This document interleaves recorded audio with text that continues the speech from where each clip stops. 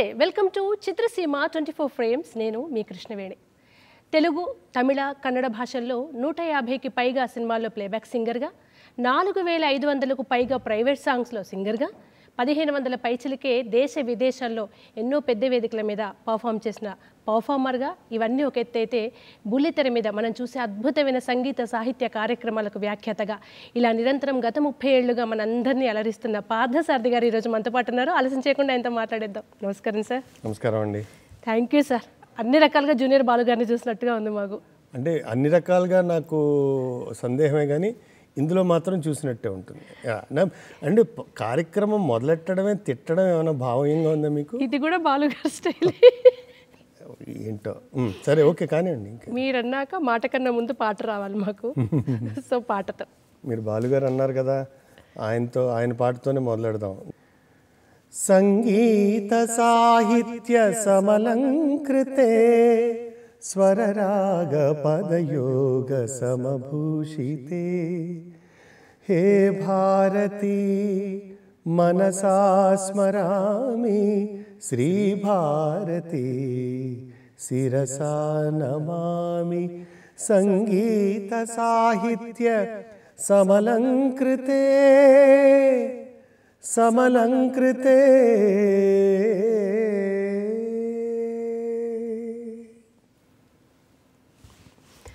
30 ఏళ్ల ప్రయాణం, దాదాపుగా జ్ఞానం తెలిసినప్పటి నుంచి అనుకోవచ్చు. వేరే ప్రపంచం లేకుండా సినిమానే ప్రపంచంగా ఉన్నారు, పాటే ప్రపంచంగా ఉన్నారు కదా. ఈ ప్రయాణం ఎలా సాధ్యమైంది? పాట మీలో ఎప్పుడు పుట్టింది?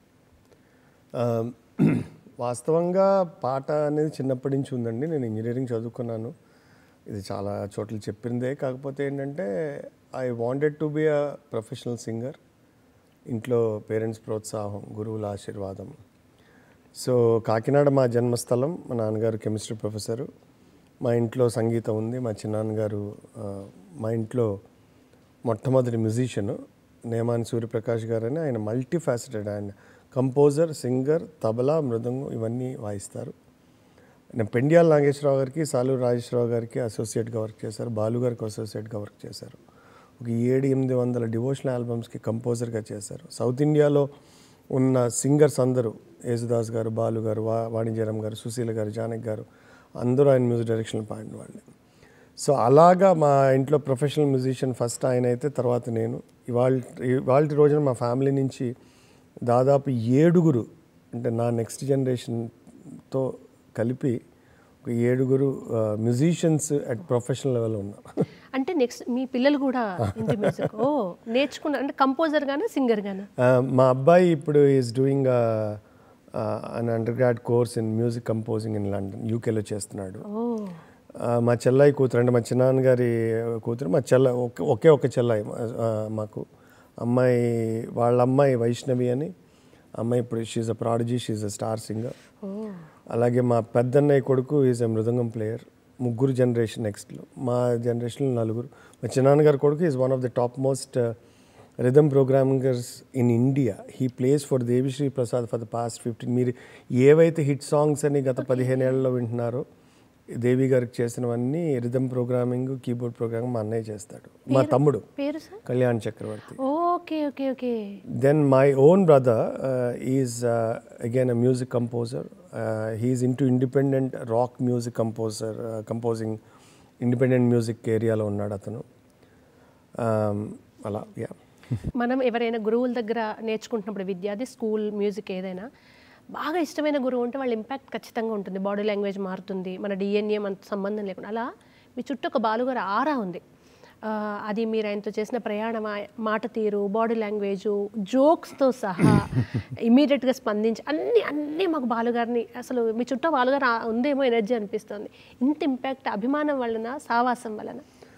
రెండిటి వల్ల అండి. ఒకటి విపరీతమైన ఆరాధన చిన్నప్పటి నుంచి, తర్వాత ఒక అద్భుతమైన అసోసియేషన్ ఆయనతో. ఒక 24 సంవత్సరాల పాటు ఆల్మోస్ట్ కొడుకులాగా. నేను పాడుతా తీయగాని ఆయన్ని దగ్గర నుంచి చూడడం కోసం, నా అభిమాన గాయకుడిని దగ్గర నుంచి చూడడం కోసం నేను అప్లై చేశాను. సరే, పాడుతా తీయగా అదృష్టం కొద్దీ ఫస్ట్ సిరీస్ విన్నర్ని అయ్యాను. తర్వాత ఆయనతో అన్ని రకాలుగా నేను మెడ్రాస్ వెళ్ళాను. తర్వాత మై ఫస్ట్ అబ్రాడ్ ట్రిప్ ఆయన తీసుకెళ్ళిన మొట్టమొదటి సింగర్ని నేను అనమాట. సో ఒక విదేశంలో ఆయన నా భుజమే చేసి ఈ అబ్బాయి నా ప్రోడక్ట్, మీరు నాకు కొట్టిన చప్పట్ల కన్నా ఎక్కువ చప్పట్లు కొడితే నేను సంతోషిస్తాననే ఒక ఇంట్రడక్షన్ ఏ సింగర్కైనా దొరుకుతుందో లేదో నాకైతే తెలియదు. సో అలాంటి అదృష్టం. తర్వాత ఆయనతో పాటు చాలా షోస్ 2019లో was our last show with బాలుగారు కువైట్లో. అది కాకుండా నా స్టూడియో బాలుగారు దాన్ని ఓపెన్ చేసి ఆయన వెళ్ళిపోయే వరకు కూడా దాదాపు 19-20 సంవత్సరాలు 90% పాటలు హైదరాబాద్ వస్తే కీర్తనలోనే పాడేవారు.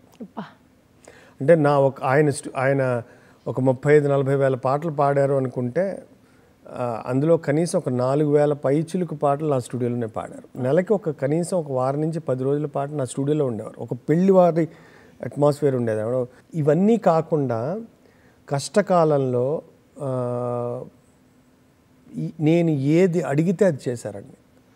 నాకే కాదు, యాక్చువల్గా బాలుగారు గొప్ప సింగరు, గొప్ప మ్యూజిషియన్ అని చెప్పడానికి నేను అవసరం లేదు. కోట్లాది మంది అభిమానులు ఉన్నారు. కాకపోతే నేను చెప్పాల్సింది ఏంటంటే ఆ వ్యక్తిత్వం. ఆయన రికార్డింగ్ స్టూడియోలోకి వచ్చి ఫస్ట్ టీ ఇచ్చే బాయ్ దగ్గరికి వెళ్ళి వాడి కష్టం సుఖం కలుపుకుని లోపలికి వచ్చేవారు.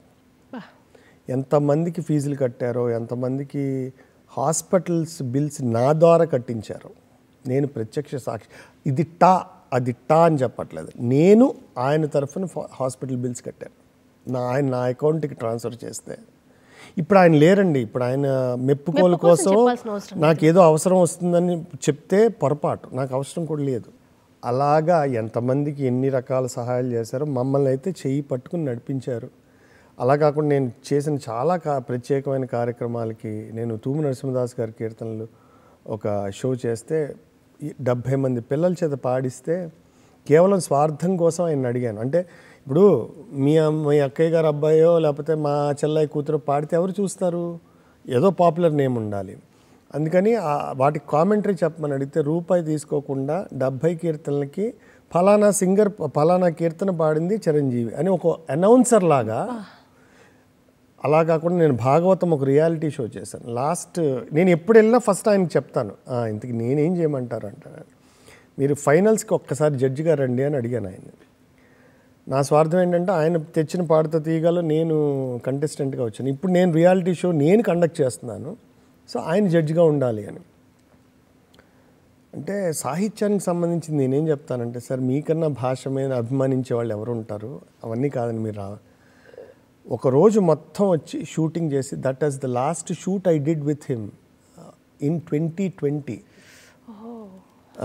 కాదు 2019 ఎండ్ అక్టోబర్లో. తర్వాత కోవిడ్ వచ్చింది.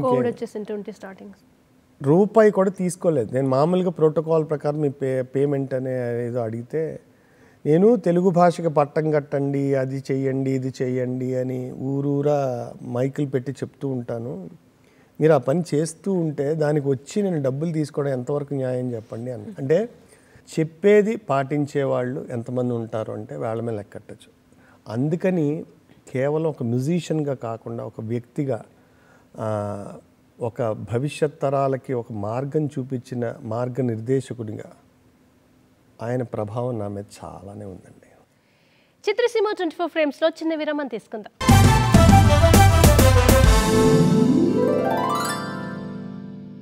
రియాలిటీ షోకి వచ్చి పాటలు పాడారు, బయట లైవ్ పర్ఫార్మెన్సెస్ చేశారు. కానీ చాలామందికి తెలియదు ఏంటంటే రికార్డింగ్ అనేది సపరేట్ ఒక కల్చర్. ఇంకా అది ఇక్కడ బాగాలేని వాళ్ళు అక్కడ బాగా పాడవచ్చు, ఇక్కడ చాలా అద్భుతంగా పాడేవాళ్ళు అక్కడికి సినిమాలకు సెట్ కాకపోవచ్చు కదా. మీ ఎక్స్పీరియన్స్ అంటే ఏం చెప్తారు? దానికి ముందు ఒక పల్లవితో స్టార్ట్ చేసి. ఇప్పుడు మీరు పల్లవి అన్నారు కదా, ఇప్పుడు 2 పల్లవులు పాడతాను మీకు. ఏం పల్లవులు అంటే ఇప్పుడు మనకి అందరికీ బాగా తెలిసిన పాట. సపోజ్ ఏ దివిలో విరిసిన పారిజాతము, ఏ కవిలో మెరిసిన ప్రేమ గీతము, నా మదిలో నీవై నిండిపోయెనే, ఏ దివిలో విరిసిన పారిజాతము, ఏ కవిలో మెరిసిన ప్రేమ గీతము. ఓకేనా? ఇది అందరికీ తెలిసింది. ఇది ఇప్పుడు సపోజ్ నేను కాదు, ఇప్పుడు వచ్చే కొత్త సింగర్లో మనకి ఒక ఎస్టాబ్లిష్డ్ సింగర్ పాడిన పాట ఒక రెఫరెన్స్ ఉంది మనకి. సో దాన్ని మనం ఒక 100 సార్లు వింటాం, ఇంకో 150 సార్లు ప్రాక్టీస్ చేస్తాం. ఇప్పుడు నేను ఇంకొక వేరే పల్లవి పాడతాను. సపోజ్ తీయని బాసర బిడ్డ మనది తీయని బాసరా, తీయని బాసరా, అమ్మ ప్రేమ లెక్క గుమ్మ పాల లెక్క కమ్మని బాసరా, భలే కమ్మని బాసరా. బాస అంటే మన తెలుగు భాష గురించి. మాట్లాడుతుంటే మామిడి పండే తింటున్నట్టుంటుందిరా, ఆ బాసర సరస్వతమ్మ వీణనే వింటున్నట్టుంటుందిరా. మాట్లాడుతుంటే మామిడి పండే తింటున్నట్టుంటుందిరా, ఆ బాసర సరస్వతమ్మ వీణనే వింటున్నట్టుంటుందిరా, వీణ వింటున్నట్టుంటుందిరా. ఇది తెలుగు భాష గురించి జొన్నవిత్తలు గారు రాసినటువంటి నేను కంపోజ్ చేశాను ఈ పాట. సపోజ్ ఈ పాట ఎవరికి తెలియదు అనుకుందాం. ఇప్పుడు ఒక సింగర్ని పిలవాలి. ఇక్కడ మనకి అక్కడ ఒక ఒక పాపులర్ అయిన సాంగ్కి రెఫరెన్స్ ఉంది. దాన్ని మనం వినడానికి ఫెసిలిటీ ఉంది, CD ప్లేయర్లు ఉన్నాయి, యూట్యూబ్లు ఉన్నాయి, మనకి ప్రాక్టీస్ చేయడానికి టైం ఉంది. ఇక్కడ మేము రికార్డింగ్ స్టూడియోకి వెళ్ళాం అనుకోండి, ఈ పాట నేను ఇంకా గొంతున్న కంపోజర్ని, గొంతు లేని కంపోజర్స్ ఉంటారు. సాధ్యమైనంత వరకు మ్యూజిక్ డైరెక్టర్లు ఎక్కువ మందికి గొంతు ఉండదు, వాళ్ళు కీబోర్డ్ ఏదో వాయిస్తారు. మరీ మంచి గొంతు ఉంటే వాళ్ళు మన ఎందుకు పిలుస్తారు, ఎక్కువ మందికి పిలవరు. సో ఒక గొంతు అంటే ఇన్స్ట్రుమెంట్ మీద నేర్పించే కంపోజర్ ఏం చేస్తారంటే ఇలా పాడరు. తానన్న తానన్న తారన్న తానన్న తారన్న తారన్న తార తారన్న తానన్న ఇది ఇస్తారు. ఇది లిరిక్ రైటర్ వచ్చి లిరిక్ పేపర్ ఇస్తారు. ఇప్పుడు ఈ ట్యూన్కి తానన్న తానన్న తీయని బాసర బిడ్డ అని లిరిక్కి మనం జోడించుకుని పాట నేర్చుకుని ఇదంతా 15 నిమిషాల్లో జరగాలి. పాట మొత్తం గంటలో పాడేయాలి. గంటన్నరలో you have to get out of the studio, because అంతకన్నా ఎక్కువైతే స్టూడియో బిల్లు పేలుతాయి. ఇప్పుడు ఇంత దమ్ము ఉండాలి అంటే మన రూట్స్ చాలా స్ట్రాంగ్గా ఉన్నాయి. మేమేం చేస్తాం, గుర్తుపెట్టుకుని అంత టైం ఉండదు. Sorry sorry sorry sorry sorry sorry సని అని నోట్స్ రాయాలి. ఇప్పుడు అది సంగీత భాష తెలిసినప్పుడు అది కర్ణాటక సంగీతం బేస్డ్ ఉన్న సంగీత సాహిత్య సమలంకృత ఇలాంటి పాట అవ్వచ్చు, లేకపోతే నేను పక్కా లోకల్ లాంటి మాస్ సాంగ్ కావచ్చు, దేనికైనా నోట్స్ రాసి. So this, as you rightly said, studio singing is a different ball game, and only those people will survive and sustain themselves for a very long time if their roots are strong. దానికి మనకి ఏదో ఒక సంగీతం భాష, అంటే అది కర్ణాటక సంగీతం అవ్వచ్చు, హిందుస్థానీ సంగీతం అవ్వచ్చు, వెస్ట్రన్ మ్యూజిక్ అవ్వచ్చు, భాష ఏదైనా కూడా ఒక క్లాసికల్ ఆర్ట్ అనేది సపోర్ట్ అనేది చాలా అవసరం. ఇప్పుడు మీరు మణిశర్మ గారి దగ్గర, కోటి గారి దగ్గర కూడా వర్క్ చేశారు కదా. ఒక్కొక్క వ్యక్తి అంటే ఒక్కో పువ్వుకు ఒక్కో సువాసన ఉన్నట్టు మనం ఒక్కొక్కరి నుంచి ఒక్కొక్కటి నేర్చుకోవచ్చు. అలా మీరు కంపోజర్స్ దగ్గర వర్క్ చేయాలనే నిర్ణయానికి ఎందుకు వచ్చారు? అంటే ప్లేబ్యాక్ సింగింగ్, మంచి విన్నర్ ఇవన్నీ కాకుండా. యాక్చువల్గా అంత పెద్ద చాయిస్ ఉండదు కృష్ణవేణి గారు. వర్క్ చేయాలనే నిర్ణయం మనం చేసుకోము. మనము గుడ్డిగా ఇండస్ట్రీకి వస్తాము. ఏ అవకాశం వస్తే ఆ అవకాశం తీసుకుని స్థిరపడడానికి ప్రయత్నం చేస్తాం. పాడుతా తీయగా అనేది నాకు ఒక గుర్తింపు ఇచ్చింది. కాకపోతే సినిమాల్లో నిలదొక్కుకోవడానికి ఏ రియాలిటీ షోను తెలియదు. మీకు అక్కడ ఆ ఎంట్రీ వరకు హెల్ప్ చేస్తుంది. తర్వాత మీ సామర్థ్యం ఏంటి, ఇందాక చెప్పిన క్రైటీరియాలన్నీ మ్యాచ్. సో కోటి గారు నాకు ఫస్ట్ అవకాశం ఇచ్చారు. ఆయనకి నేను క్యాసెట్ తీసుకెళ్ళేదో ఇస్తే, ఆ లక్కీగా ఏమైందంటే ఆ కోటి గారు కళ్యాణ ప్రాప్తర సినిమాలో ఒక మంచి పాట అది. నింగిని మెరిసే ఒక తారా నేలకు దిగి వస్తే, ఊహల కందని అందాలే కన్నులు చూపిస్తే, something very very special, something very very special. ఇది అమ్మాయిని చూసి చక్కగా హుందాగా డిగ్నిఫైడ్గా పాడే ప్రేమ గీతం భువనచంద్ర గారు రాశారు. కోటి గారు నా ఫస్ట్ సాంగ్ అది. అది కీబోర్డ్ ప్లేయర్గా మణిశర్మ గారు దానికి వర్క్ చేశారు. సో మణిశర్మ గారు కొత్తగా రికార్డింగ్ స్టూడియో కట్టుకున్నారు. అక్కడ నా వాయిస్ మిక్స్ జరుగుతుంది. కోటి గారు వచ్చారు. కోటి గారిని విష్ చేయడానికి మణి గారు వచ్చారు. సో నన్ను అక్కడ చూసి తర్వాత ఆయన ఫస్ట్ సినిమా కంపోజింగ్కి నా దగ్గర అసిస్టెంట్గా వర్క్ చేస్తావా అంటే అంతకన్నానా అని జాయిన్ అయితే అక్కడి నుంచి మణిశర్మ గారు సూపర్ హిట్ మ్యూజిక్ డైరెక్టర్ అవ్వడం, అక్కడి నుంచి నేను కూడా అందులో మా మెయిన్ ఒక one of the composing team main member. అంటే ఆయన ట్యూన్ యాక్చువల్గా హార్మోనియం వేస్తే పాడడము, వేటూరి గారితో కూర్చొని రాయించుకోవడము, బాలు గారు, చిత్ర గారు, ఆశా భోన్స్లే, సోను నిగమ్, శంకర్ మహాదేవన్, సుఖ్వీందర్ సింగ్ వీళ్ళందరితో వాయిస్ మిక్సింగ్ నేనే చేసేవాడిని. మీరు ఊహించండి, అప్పుడే వచ్చిన ఒక కొత్త సింగర్కి వీళ్ళందరితో పనిచేసే అవకాశము, అదృష్టము. And above all that Mani Sharma గారు లాంటి ఒక జీనియస్ వద్ద లెర్నింగ్ ఎక్స్పీరియన్స్. ఎందుకంటే అండ్ దేర్ ఎంత నేర్చుకోవచ్చు. ఇన్నాళ్ళు ఇండస్ట్రీలో ఉన్నాను అంటే, కంపోజర్గా అయినా సింగర్గా అయినా ఎంతో కొంత గౌరవం ఉంది అంటే అదంతా ఆ మణిశర్మ గారి దగ్గర పనిచేయడం వల్ల, ఆయన దగ్గర నుంచి ఆ స్కూల్లో నేర్చుకున్న కొద్దిపాటి విద్య. ట్రాక్స్ విషయానికి వస్తే సార్, మనం పాడిన ట్రాక్స్ చాలా పెద్దవాళ్ళు పాడడం, ఒక్కో సందర్భంలో ఈ ట్రాక్ బాగుంది ఉంచేద్దాం అనుకున్న సందర్భాలు, ఆ పెద్ద సింగర్ని కాదు, అటువంటి అనుభవాలు మీకు? నేను పాడినవన్నీ అలాంటివే. నేను మణిగారి దగ్గర దాదాపు 700 పాటలు, ట్యూన్లు, ట్రాక్లు అన్నీ పాడితే మోస్ట్ ఆఫ్ ద టైమ్స్ నా వాయిస్ షూటింగ్ అయిపోయేవి. బాలు గారు, హరిహరన్ గారు వీళ్ళందరూ లాస్ట్లో ఎప్పుడో మిక్స్ చేశారు, బట్ షూటింగ్ కోసం పాడేసేవాడిని. షూటింగ్ కోసం పాడేసినప్పుడు ఆ దర్శకులకి నచ్చడము, ఈ వాయిస్ ఏదో కొంచెం కొత్తగా ఉంది, లేతగా ఉంది అనుకోవడం. అలాగా నేను ఇద్దరు మిత్రుల్లో బంగారం తెచ్చి వెండి వెన్నెల్లో ముంచి అందాల బొమ్మగియమ్మ ఇన్నాళ్ళ నుంచి కన్న కలలు తెచ్చి అరుదైన రూపం అమ్మ పింఛం కుంచగా మారని మురిపించే చిత్రం చూడని వీరి వీరి గుమ్మాడి వాడి పేరేంటమ్మా అమ్మాడి ఓ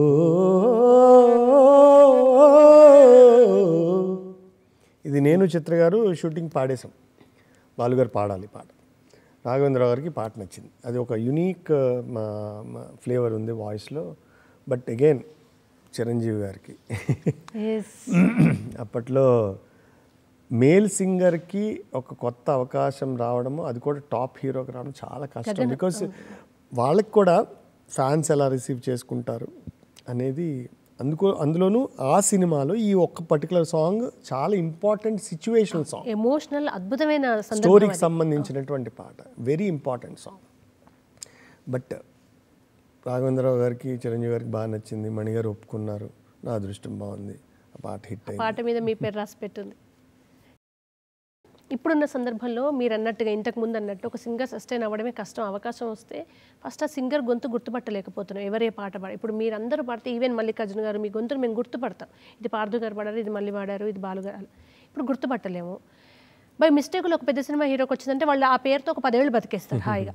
మీరు చాలా మన తెలుగు ఇండస్ట్రీలో టాప్ అనుకున్న వాళ్ళందరికీ పాడారు. దాని ఇంపాక్ట్ మీ కెరీర్ మీద ఎంతవరకు సస్టైన్ అయింది? ఆబ్వియస్లీ మీరు చెప్పింది ఒక మంచి పాయింట్ అండి. మా దగ్గరికి వచ్చేసరికి ఆ పరిస్థితి డైల్యూట్ అయిపోయిందండి. ఎందుకంటే బాలుగారు, మనో గారు, శైలజ గారు, చిత్ర గారు లాస్ట్ తర్వాత వరుసగా అవకాశాలు అనేవి చాలా తక్కువ మంది. ఎందుకంటే మనకి ఎలా అంటే, మనకి ఆప్షన్స్ ఎక్కువైపోయాయి అనుకోండి. మనం బయట ఒక ఫుడ్ తినడానికి అలవాటు పడ్డ రెస్టారెంట్కి వెళ్ళాలనుకుంటే, రెస్టారెంట్ ఎంత బాగున్నా కూడా అదే రెస్టారెంట్కి వెళ్ళాం. సో టాలెంట్ పెరిగింది, సింగర్లు ఎక్కువ మంది వచ్చారు, people also wanted something new. అందుకని ఒక సినిమాలో అన్ని పాటలు ఒక సింగరే పాడే రోజులు నేను వచ్చినప్పటికీ పోయినాయి. సో అడపా పాడడం, ఆ పాట హిట్ అయితే మనకి రావడం, మీరు అన్నట్టు ఎంతో కొంత మా జనరేషన్ లాస్ట్. ఇప్పుడు ఏంటంటే హిట్ అయినా కూడా టెక్నాలజీ యూసేజ్ వల్ల, అంటే ఆటో ట్యూనర్స్ అలాంటి వల్ల ఎవరు పాడినా ఒకలాగే ఉంటుంది. ఎగ్జాక్ట్లీ. ప్రతివాడికి బొట్టు పెట్టి నేను ఇది పాడేని చెప్పుకుంటే తప్ప. ఉన్నారు కొన్ని పాటలు ఉంటాయి, అది ఇండస్ట్రీలో వాళ్ళకి తెలుస్తుంది. బట్ కామన్ నార్మల్ ఆడియన్స్కి అది తెలిసే అవకాశం లేదు. It is very unfortunate. But కాలంతో పాటు మనం పరిగెత్తాలి. కార్యక్రమంలో మరో చిన్న విరామం తీసుకుందాం.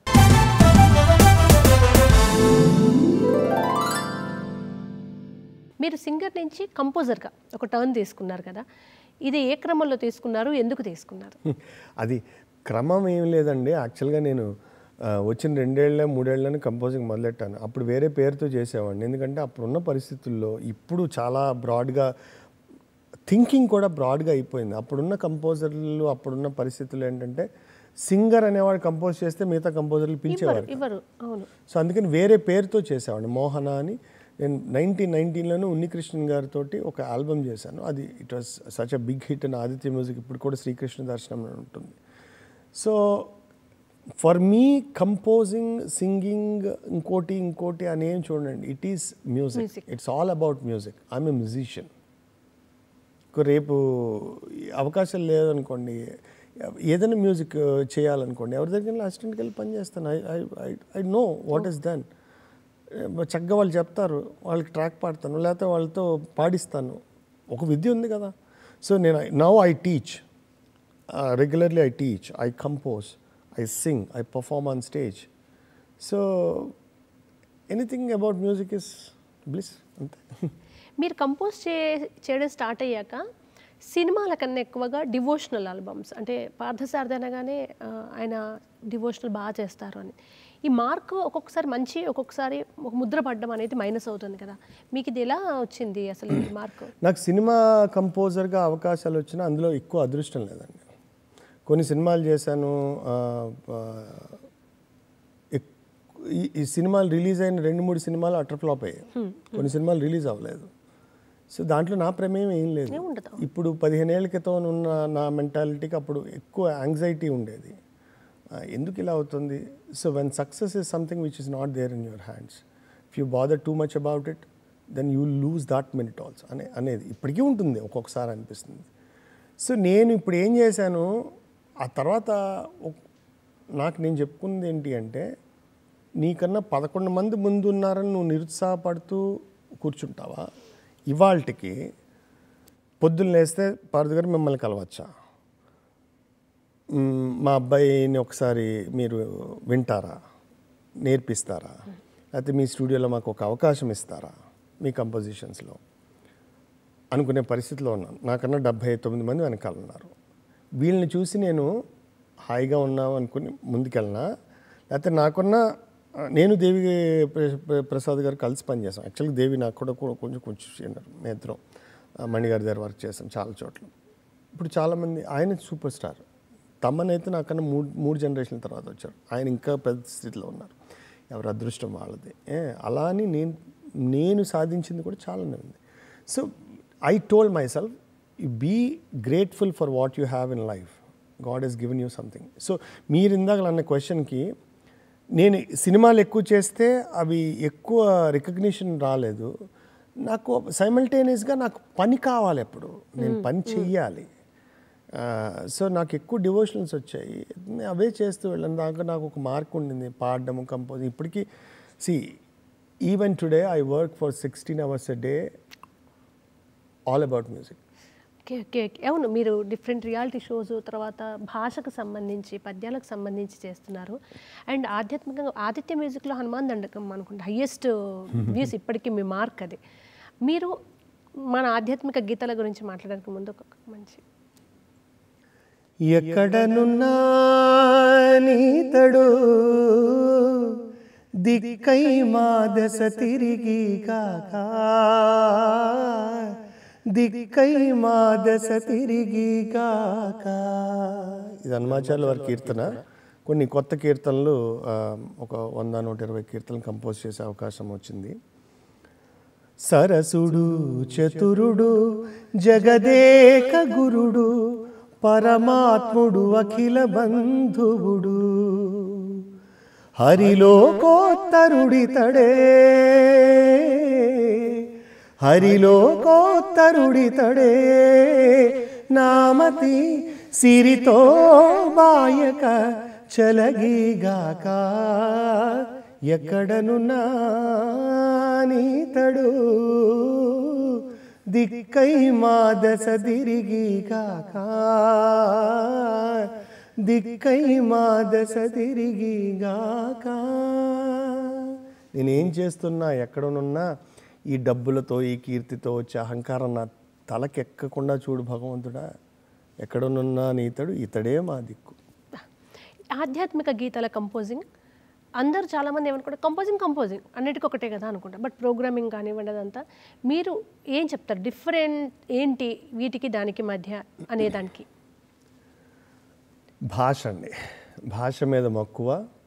మనం రచయితలను కావక్కర్లేదు, కానీ రచయిత ఏం చెప్తున్నారో ఆ ఎసెన్స్ మన కాంపోజిషన్లో మిస్ అవ్వకుండా చూడాలి. వీలైతే ఇప్పుడు మనం ఆ సాహిత్యానికి ట్యూన్ చేశాక ఆ సాహిత్యం పక్కన పెట్టేస్తే ట్యూన్ పాడితే మీకు ఆ ఫీల్ క్యారీ అవ్వాలి. Okay okay.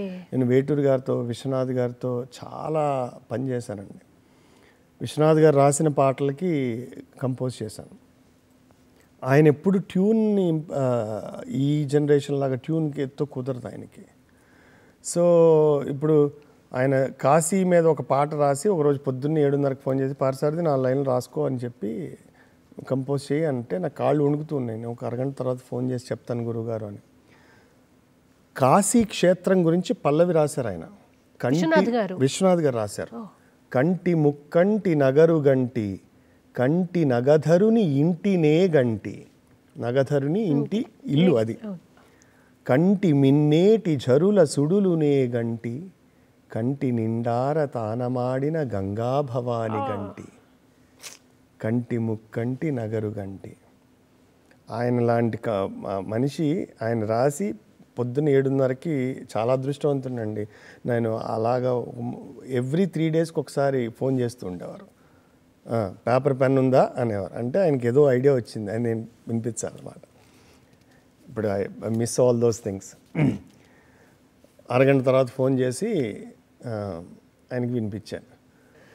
కంటి ముక్కంటి నగరు గంటి, కంటి నగధరుని ఇంటినే గంటి, కాశికాపురి గంటి, కంటి మిన్నేటి చరుల సుడులునే గంటి, కంటి నిండార తానమాడిన తల్లి గంగా భవాని గంటి, కాశికాపురి గంటి, కంటి ముక్కంటి నగరు గంటి. ఆయన ఎంత ఆనందపడిపోయారు. ఎక్స్పెషల్లీ ఆ నిండార, కంటి నిండార తానమాడి, కంటి నిండా మనకి ఇష్టమైన వాళ్ళని ఏమన్నా తనివి తీరా చూసుకోవాలంటాం కదా. ఇప్పుడు తనివి తీరా చూసుకోవాలి అంటాం. ఎలా అంటాం? కంపోజింగ్, పాడడము అవి ఏంటంటేనండి నా దృష్టిలో my definition of composing and singing is talking in tune. In a very small వే. నేను ఒక చిన్న మ్యూజిషియన్ని, నాకు అర్థమైనది ఏంటంటే టాకింగ్ ఇన్ ట్యూన్ అండి. అమ్మ ఆకలేస్తుందమ్మా అంటే అన్నం పెడుతుంది, అమ్మ ఆకలేస్తుంది అంటే కొడుతుంది. కంటి నిండార తానమాడిన తల్లి గంగా భవాని గంటి, కంటి నిండార తానమాడిన తల్లి గంగా భవాని గంటి, కాశికాపురి గంటి, కంటి ముక్కంటి నగరు గంటి. ఆయన బాగా సంతోషం వస్తే ఎక్కువ ఏం చేయరు. ఇది అలా ఇంకొకసారి అని అంటారు. అది ఇంకా కాంప్లిమెంట్ అని అర్థం. ఇంకా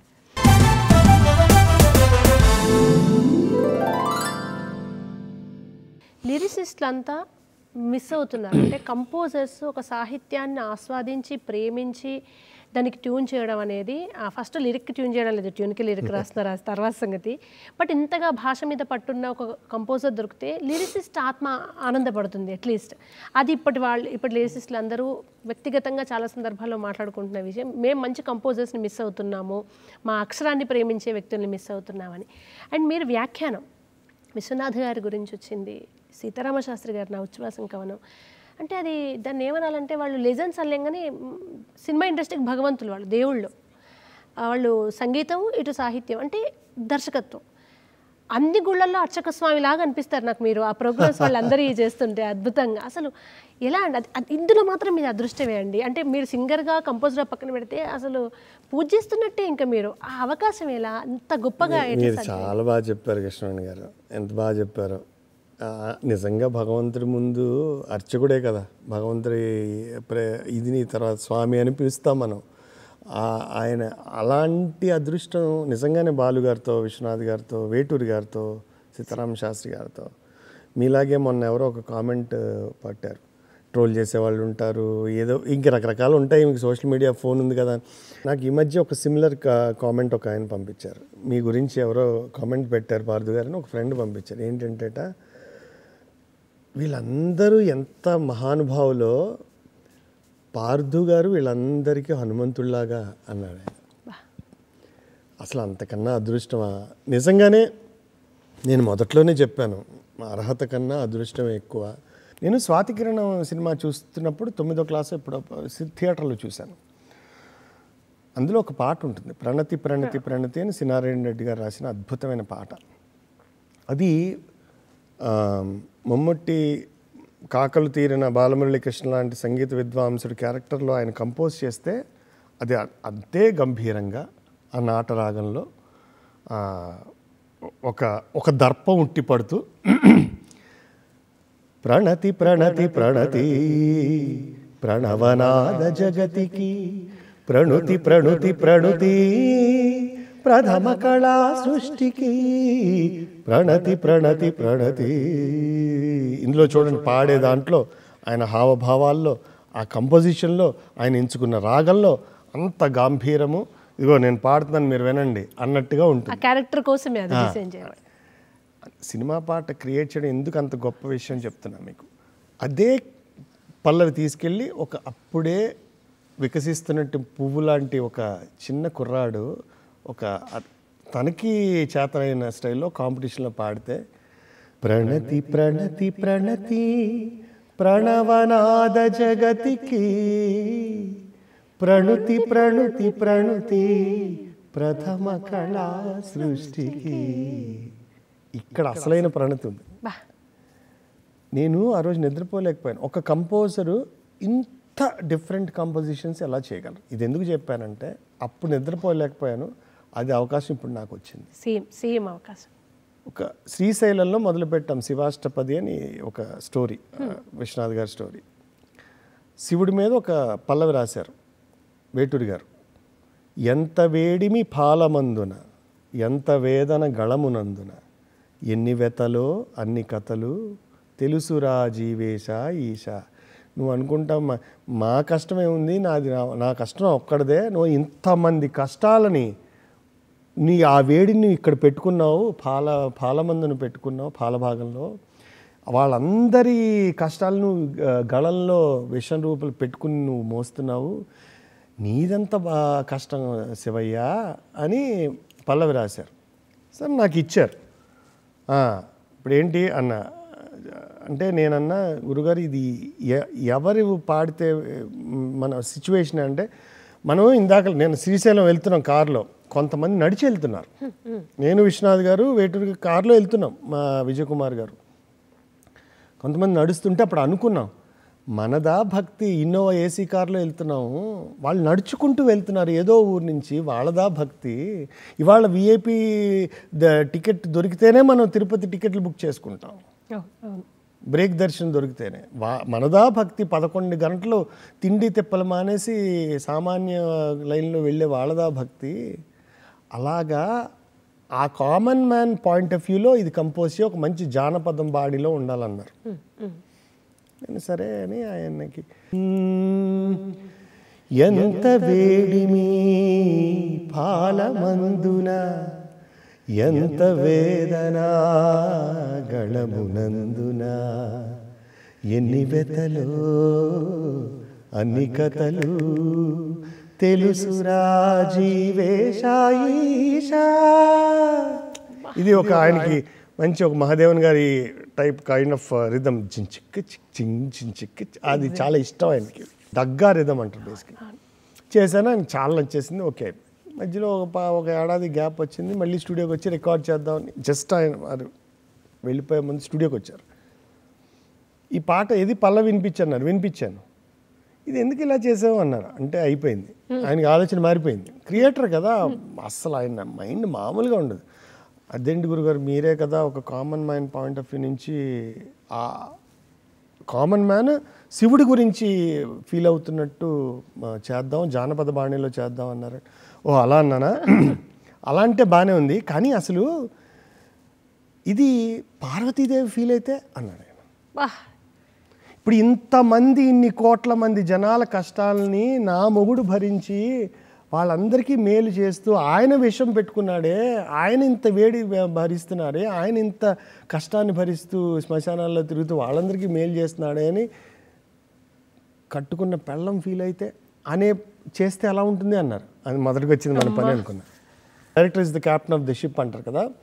సో వాళ్ళ ఆలోచన ప్రకారం మనం టెక్నీషియన్ పనిచేస్తే అవుట్పుట్ వేరేగా ఉంటుంది. సో ఆయన వెంటనే ఇప్పుడు మళ్ళీ నెక్స్ట్ ఏంటి అంటే ఆయన చెప్తారు ఏం కావాలి, ఎలాంటి రాగంలో కావాలి. ఇప్పుడు పంచరత్న కీర్తన సమయానికి తగు మాటలాడనే వచ్చా అన్నారు. మనం ఎప్పుడో నేర్చుకున్న సంగీతం ఇప్పుడు ఉపయోగపడుతుంది ఇలాంటి వాళ్ళ దగ్గర పని చేస్తే. పాడాను. ఇదే రాగం అన్నారు. ఆరభి. ఆ రాగంలో వస్తుందేమో చూడండి. నేను ఆరభి శుద్ధ సావేరి ఇవన్నీ దగ్గరలో ఉంటాయి అందులో. కానీ చూసి వేసాక ఇది మనమే చేసావా అనిపిస్తుంది. ఆ ట్యూన్ ఎలా వచ్చిందంటే కంప్లీట్గా వేరే తాళం, ఇది వేరే ఇంకొంచెం ఇంటెన్సిటీ ఉంటుంది కదా. ఆబ్వియస్లీ మన కష్టాన్ని మన సొంత ఫ్యామిలీ మెంబర్ ఫీల్ అయితే ఇంకొంచెం కష్టం. ఎంత వేడిమి పాలమందునా ఎంత వేదన గళమునందునా ఎన్ని వెతలో అన్ని కథలు ఎన్ని వెతలో అన్ని కథలు తెలుసురా జీవేశ ఈశా ఈశా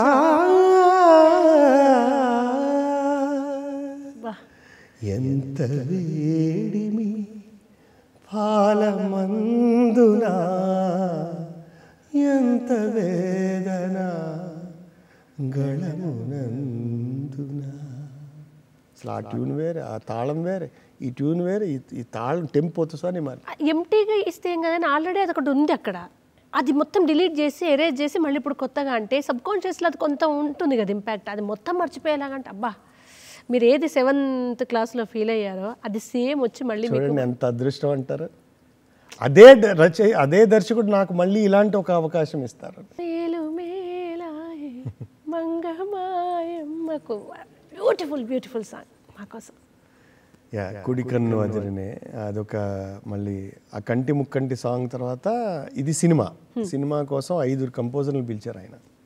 ఒక సందర్భంలో విద్యాసాగర్ గారు అవైలబుల్గా లేక లిరిక్ షీట్ అందరికీ ఇచ్చి ముందు పెట్టారు. ముఖ్యంగా విశ్వనాథ్ గారి దగ్గర నేను నేర్చుకుందంటే ఫస్ట్ వినాలి ఆయన్ని, ఆయన మైండ్లో ఏముంది. సాయంకాలం 4 అవుతుంది, నువ్వేం మాట్లాడవా అన్నారు. వింటున్నాను సార్. ఎంతసేపు పొద్దునుంచి వింటున్నావు కదా అన్న. వెళ్ళిపోయే ముందు ఒక పల్లవి వినిపించాను. అదేంటి ఆ అమ్మాయి తమ్ముడు ఆడిషన్కి వచ్చిన అమ్మాయి మీద మనసుపడతాడు, ఆవిడేమో అన్నయ్య గారిని ఇంప్రెస్ చేయాలి. ఈ అన్నయ్యని ఇంప్రెస్ చేయడం అనే ప్రాసెస్లో ఈ అమ్మాయికి హెల్ప్ చేసి ఇతను అమ్మాయిని ప్రేమిద్దామని ఆయన ప్లాన్లో ఉన్నాడు. కుడి కన్ను అదిరేనే కూడిన తరుణ, అది కూడా విశ్వనాథ్ గారు రాశారు. అది చాలామంది అన్నమయ్య కీర్తన, అవును అన్నమచ్చర కీర్తనే అనుకుంటారు. కుడి కన్ను ఆయన చెప్తున్నప్పుడు ప్రతిసారి ఆయన ఏం చేశారు, పొద్దునుంచి ఆ కలిసినప్పుడల్లా వాడు కుడి కన్ను అదిరేనే అనుకుంటాడయ్యా అంటే ఆయనకు తెలియకుండానే ఆ నేను చాలాసార్లు సస్టైన్ చేస్తున్నారు. అది గమనించాను నేను. 5-6 సార్లు అన్నప్పుడు కుడి కన్ను అదిరినే అనొచ్చు కదా. విశ్వనాథ్ గారు ఆ సిచ్యువేషన్ చెప్పినప్పుడల్లా కుడి కన్ను అదిరేనే అంటే ఆయన మైండ్లో ఆ నేను సస్టైన్ చేయాలి అనే ఒక కాన్సెప్ట్ ఫిక్స్ అయిపోయింది. అది ఎప్పుడైతే మనం పట్టుకుని దాన్ని ట్యూన్ చేస్తామో వెంటనే వాళ్ళకి అతుక్కుపోతుంది అది. So the first tune sir రఫ్గా ఏదో అనుకోండి, రఫ్గానో ఫైనల్గానో నేను చెప్తాను నువ్వు పాడు అన్నాడు. ఆయనకు ఫుల్ క్లారిటీ ఉంది మీ పట్ల. అది నేను చెప్తాను నువ్వు పాడు అన్నాడు. అంటే కుడి కన్ను అదిరేనే కూడిన తరుణానా, కుడి కన్ను అదిరేనే కూడిన తరుణాన కొండల రాయనికి కోటి రాతురులు కుడి కన్ను అదిరనే కూడిన తరుణాన పల్లవి పాడాను. ఇంకొకసారి అన్నారు. అలా వింటారు. అయిపోయింది. సరే 5 అయిపోయింది కదా, రేపు కలుద్దాం అన్నారు. అయిపోయింది. మనకు నచ్చలేదు హిందీ. నా బ్యాక్ ప్యాక్ తీసుకున్నా. స్కూటర్ ఉండేది, స్కూటర్ వేసుకుని ఇంటికి వెళ్ళిపోయాను. 5 కంపోజర్లు. రాత్రి 7:30కి ప్రొడక్షన్ ఆఫీస్ నుంచి, విశ్వనాథ్ గారి ఆఫీస్ నుంచి అండి, సార్కి మీ ట్యూన్ ఓకే అంట, రేపు చరణం కంపోజ్ చేసుకొని మిమ్మల్ని ఒక్కరిని రమ్మన్నారు. బా కార్యక్రమంలో మరో చిన్న విరామం తీసుకుందాం.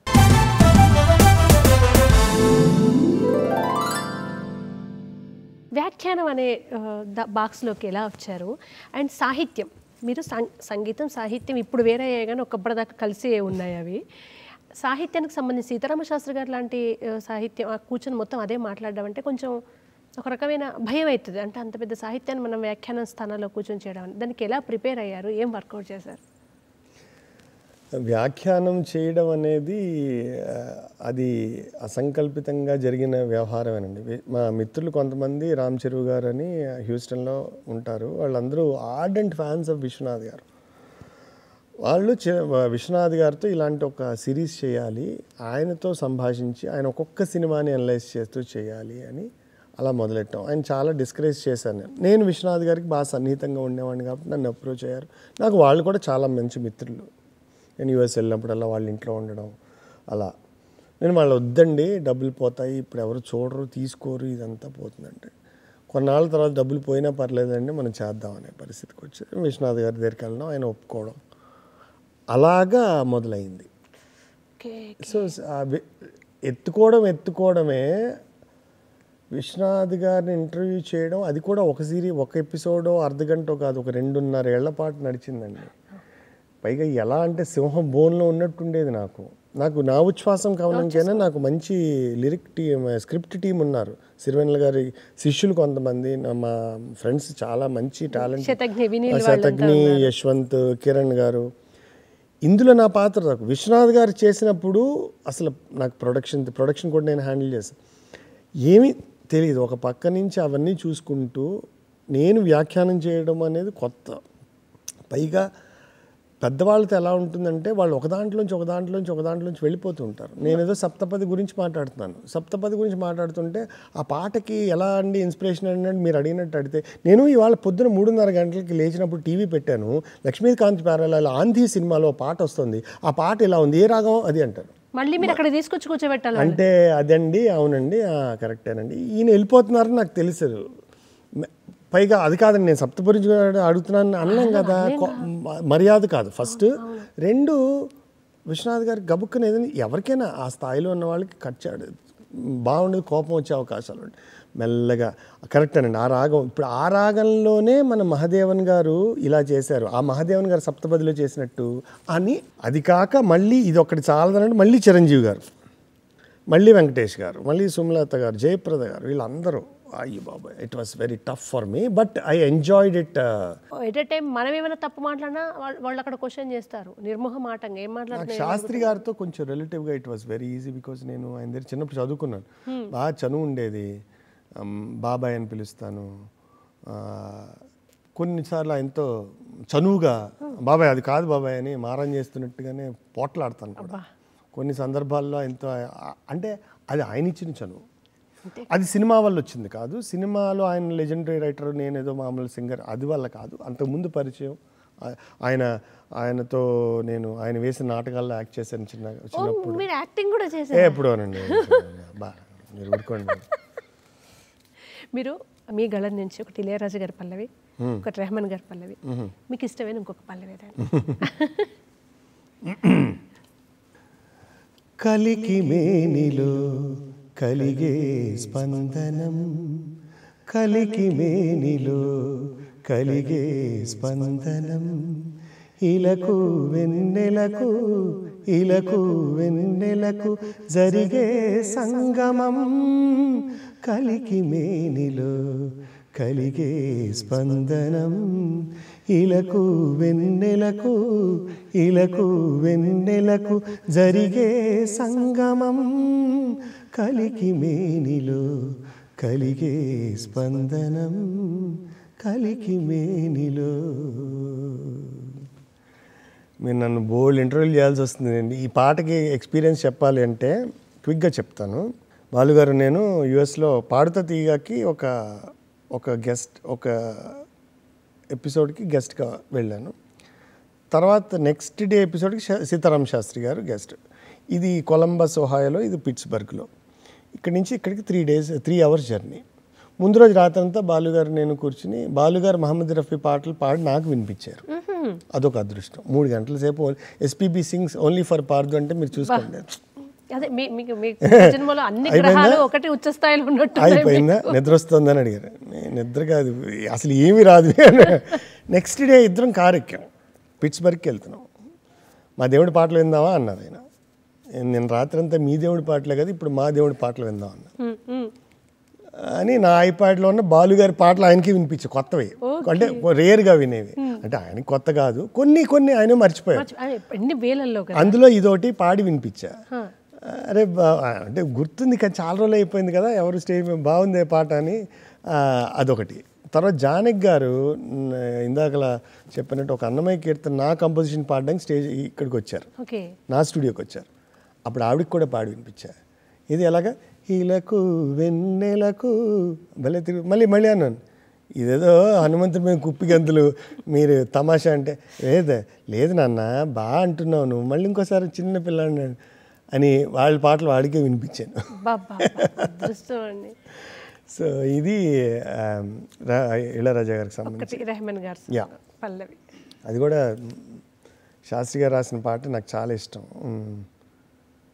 లాలి లాలి అనురాగం సాగుతుంటే ఎవరు నిదురపోరే, చిన్న పోదా మరి చిన్ని ప్రాణం.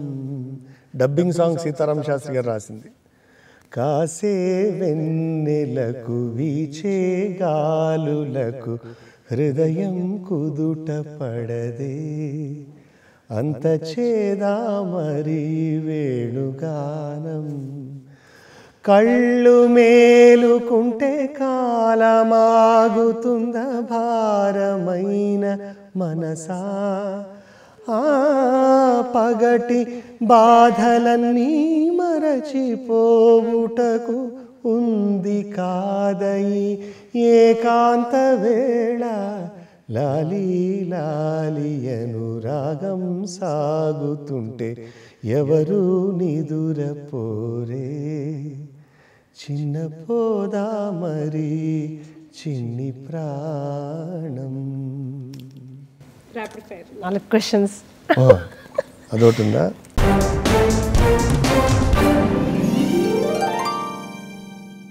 మీకు ఇష్టమైన రాగం? కష్టమే కానీ సింధు భైరవి. ప్లేలిస్ట్లో ఎటువంటి సాంగ్స్ ఉంటాయి? మెలడీస్ ఎక్కువ ఉంటాయి. ఏ కంపోజర్ సాంగ్స్ ఎక్కువగా ఇష్టపడుతుంటారు? అలా అని ఏం లేదు, మనసుకి నచ్చిన పాటలు చాలానే ఉంటాయి. కంపోజర్స్ ఒకళ్ళని చెప్పడం కష్టం. పాటలని కాకుండా వేరే ఏ హ్యాబీస్ ఉన్నాయి? మంచి థ్రిల్లర్లు, ఫైటింగ్ సీన్లు, కోర్ట్ సీన్లు ఉన్న సినిమాలు చూస్తాను. ముఖ్యంగా రాత్రి చూస్తాను, ఎందుకంటే పొద్దున 5:30 క్లాసులు మొదలెడితే మళ్ళీ మంచి రికార్డింగ్లు అవన్నీ ఉన్న ఎంతసేపు సినిమా మీద దృష్టి పోదు. ఆ సీన్ బాగుంది, ఇక్కడ వైలిన్ బిట్ బాగుంది, ఇవన్నీ కాకుండా మ్యూజిక్ తక్కువ ఉండి ఎక్కువ ఫైట్లు అవన్నీ ఉంటే కొంచెం మైండ్ ఫ్రెష్ అయితే రేపు పొద్దునకి మళ్ళీ జూనేట్ అవుతుంది. మీ రిఫ్రెష్మెంట్ థ్రిల్లర్స్ అన్నమాట. మీరు సింగర్, కంపోజర్ కాకుండా ఏమై ఉండేవారు?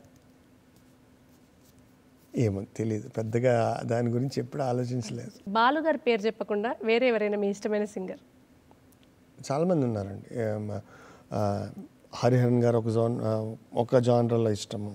నాకు శంకర్ మహాదేవన్ గారు చాలా ఇష్టము, ఎందుకంటే ఆయన స్పాన్ అన్బిలీవబుల్ స్పాన్. ఎగ్జాక్ట్లీ. ఇప్పటి వాళ్ళు అరిజిత్ సింగ్ చాలా ఇష్టం, ఎందుకంటే కొన్ని పాటలు లతా మంగేష్కర్ ఈ మధ్య నామ్ రహే జాయేగా అని ఒక ఎపిసోడ్ సిరీస్ లతా గారి మీద డిస్నీ హాట్స్టార్ వాళ్ళు చేస్తే అందులో ఒక పాట పాడారు ఆయన. రహే నా రహే నారారతే రే తారే రరా తీరారరా తీరారరా తరే రే రరే అని పాట. అతను ఎంత గొప్పగా పాడాడంటే ఆయన వాయిస్లోనే పాట ఎక్కువ బాగుంది అనిపించేంత బాగా. అది ఎంత గొప్ప విషయం చూడండి. ఆ ఫీల్ ఆయన వాయిస్లో క్యారీ అయ్యే ఫీల్. అలాగే చాలామంది ఎందరో మహానుభావులు తెలుగులో కూడా ఎంతమంది ఉన్నారు, ఇప్పుడు వచ్చే యంగ్స్టర్స్లో ఎంతమంది ఉన్నారు. ఇప్పుడు ఈ జనరేషన్లో బాగా మీరు అసలు అన్బిలీవబుల్. అనురాగ్ ఎంత బాగా పాడుతున్నాడు. రమ్య సాహితి, హరిణి, సాయి చరణ్. కంపోజింగ్, సింగింగ్ ఈ రెండిట్లో ఎక్కువగా ఏది ఎంజాయ్ చేస్తారు? నాకు ఎక్కువ కంపోజింగ్ ఎక్కువ ఎంజాయ్ చేస్తాను, because it's more a challenging thing అండి. సింగర్ ఆబ్వియస్లీ డెఫినెట్గా నా మెయిన్ ఫోటో, కానీ భగవంతుడు ఇచ్చిన గొంతుతో పాడాలి. అందులో క్రియేషన్ తక్కువ ఉంటుంది. అంటే మన మ్యూజిక్ డైరెక్టర్ ఇచ్చిన దాన్ని ఇంప్రవైజ్ చేసే అవకాశం ఉంటుంది, కానీ ఇప్పుడు ఇంప్రవైజేషన్స్ కూడా ఎవరు ఇష్టపడలేదు. నేను చెప్పింది పాడండి సార్ అంటున్నారు. ఒక పల్ల ఒకసారి పాడితే దాన్నే పేస్ట్ చేస్తున్నారు. Composing is always a different ball game and challenging ball game. బాధ, ఆనందం ఏదైనా అయినప్పుడు చెప్పే ఫస్ట్ పర్సన్ ఎవరు మీకు? బాధ, ఆనందం ఏది జరిగిన ఎక్స్ట్రీమ్లో మీకు ఫస్ట్ చెప్పుకునే పర్సన్ మీరు? ఇప్పుడు ఒకళ్ళ పేరు చెప్పి ఇంకా ఇప్పటిదాకా ఒకదానికి ఇంటికి వెళ్ళి భోజనాలు పెట్టే ఒక నెక్స్ట్ క్వశ్చన్ ప్లీజ్. ఫైనల్గా మీరు ఏ ప్రదేశాల్లో కలిసి పనిచేశారో బాలుగారితో వీళ్ళందరితో, అదే ప్రదేశాలకు మళ్ళీ మళ్ళీ వెళ్ళాల్సి వస్తుంది. ఇలా మిస్ అవుతున్న సందర్భంలో బాలు గారిని మిస్ అవుతున్నప్పుడు మీకు వచ్చే థాట్ లేదా మీరు చేసే పని? ఆయన మైండ్లోంచి తీసేస్తారా? ఖచ్చితంగా అంటే ప్రయత్నం చేస్తున్నానండి. అది నా డ్రాయింగ్ రూమ్లోనే ఒక ఫోటో ఉంటుంది. రోజు ఆయనతో ఫైట్ చేసే సందర్భం అయితే ఉంటుంది. అవసరం ఇప్పుడు తొందరగా వెళ్ళిపోవాల్సిన అవసరం. కానీ ఆయన పాట, ఆయన వీడియో చూస్తే చాలాసేపు ఎఫెక్ట్ అయిపోతున్నాను. అది ఒక మనిషి ఎంత గొప్పగా ఉన్నా, ఎంత గొప్పవాళ్ళైనా, ఎంత క్లోజ్ అయినా కాలం అన్నింటినీ దూరం చేస్తుంది అంటారు. ఈయన ఒక్క విషయంలో అది కూడా తప్పు అవుతుంది. కాలాతీతుడు ఈ విషయంలో ఆ బాధ పోవట్లేదు, అంత ఇంటెన్సిటీ పోవట్లేదు. నేను గోపికా పూర్ణిమ మంచి ఫ్రెండ్స్, మేము ఇద్దరమే ఉన్నాం బాలుగారి దగ్గర. ఇలాంటిది ఏదైనా వచ్చినప్పుడు తనకి ఫోన్ చేస్తా, లేకపోతే తనకి ఏదైనా ఒక పాట ఉన్నప్పుడు దుర్మార్గుడే అని ఫోన్ చేస్తుంది. ఒక 20 నిమిషాలు తిట్టుకుంటాం, తర్వాత thank you so much Parthasarathy గారు. ఇది పార్థ కృష్ణ సంవాదం. కృష్ణ పార్థాలు నేను ఇంకొంచెం అనేక సెకండ్స్ చెప్పుకోవచ్చు. పేరు పరంగా కృష్ణుని కాదు, నా పేరు పరంగా. అద్భుతం ఇది. టైం అనుకూలించి మీరు ఒప్పుకుంటే భవిష్యత్తులో మీతో నిజంగా సిరీస్ చేయాలని ఉంది. భగవంత్ సంకల్ప్ బాలుగారు ఆశీర్వచనం కూడా ఉండి అది కంటిన్యూ అవ్వాలని కోరుకుంటున్నాను. And thank you so much అండి. వండర్ఫుల్. నేను బిఫోర్ ఐ వైండ్ అప్, నాకు ఇక్కడ దూరదర్శన్కి వస్తే చాలా పాత జ్ఞాపకాలు. 1991లో దాదాపు 17 ఏళ్ల వయసులో దూరదర్శన్ సిటీ బస్ దిగి ఒక ఫ్రెండ్ నేను వెళ్తున్నాం, ఎవరింటికి వెళ్తున్నా, ఇదే దూరదర్శన ఇది రోజు మనం చూసే టీవీయా, కేబుల్ కూడా లేదు అని అలా నిల్చుండిపోయాను నేను. లేదు వెళ్ళి లోపలికి వెళ్ళి అక్కడ బయట అక్కడ కార్ దగ్గర ఒల్లేటి పార్వతీశం గారు, శాంతి స్వరూప్ గారు నిల్చుని ఉన్నారు. నా ఫ్రెండ్ నన్ను తోశాడు, నువ్వు వెళ్ళు పాటలు పాడతానని చెప్పు అన్నారు. యూ డోంట్ బిలీవ్ అండి, ఒల్లేటి పార్వతీశం గారు ఆయన, సార్ మీకు థ్యాంక్ యూ సో మచ్. మీలాంటి వాళ్ళు కొత్త టాలెంట్ని ఎంకరేజ్ చేసేవాళ్ళు ఉన్నంతకాలం కళాకారులకు ఎప్పుడూ ఆదరణ దొరుకుతూనే ఉంటుంది. నాకు ఇందాకలు వస్తుంటే I kind of became very emotional. నువ్వు పాట పాడతావా, ఆ తర్వాత చూద్దాం రామ్మా అనలేదు. అవునా రా, లోపలికి వచ్చి హాల్లోకి వచ్చి ఒక కీర్తన పాడన్నారు. పాడిన వెంటనే నాకు ఒక వారం రోజుల్లో యువవాణి కార్యక్రమంలో ఇదే డయాస్ మీద నాది రికార్డ్ చేశారండి. నేను ఫస్ట్ టైం టెలికాస్ట్ అయినప్పుడు దూరదర్శన్లో అసలు ప్రపంచానికి మొత్తానికి నేనే శివుడిని అనే ఫీల్ అయ్యాను. నేను టీవీలో కనిపించాడంటే అసలు అది ఎంత అద్భుతమైన, ఇవాళ రోజు టీవీలో కనిపిస్తున్నా అది ఆ కిక్ వేరే, ఈ అనుభూతి వేరే. ఇది ఇట్స్ లైక్ కమింగ్, అంటే మనం పుట్టిలకి మనం వచ్చినట్టు అనమాట. సో నేనే మీకు థ్యాంక్స్ చెప్పాలి మరొకసారి. అంటే చాలా సందర్భాల్లో వచ్చాను ఇక్కడికి, మళ్ళీ 2-3 ఇంటర్వ్యూలు కూడా ఎప్పుడో చేశాము. తర్వాత ఒక కైండ్ ఆఫ్ ఒక ట్రెండ్ కాంపిటీషన్కి ఏదో జడ్జిగా వచ్చాను. కానీ it is always very special. మన అమ్మ ఇంటికి ఎప్పుడు వెళ్ళినా అది స్పెషలే కదా. అలాగా ఈ ప్లేస్కి ఎప్పుడు వచ్చినా ఈ టెక్నీషియన్స్ వీళ్ళందరినీ చూసినా ఎప్పుడు నాకు అదే గౌరవభావం ఉంటుంది. సో నేనే మీకు ఇక్కడున్న మిత్రులందరికీ థ్యాంక్ యూ సో మచ్.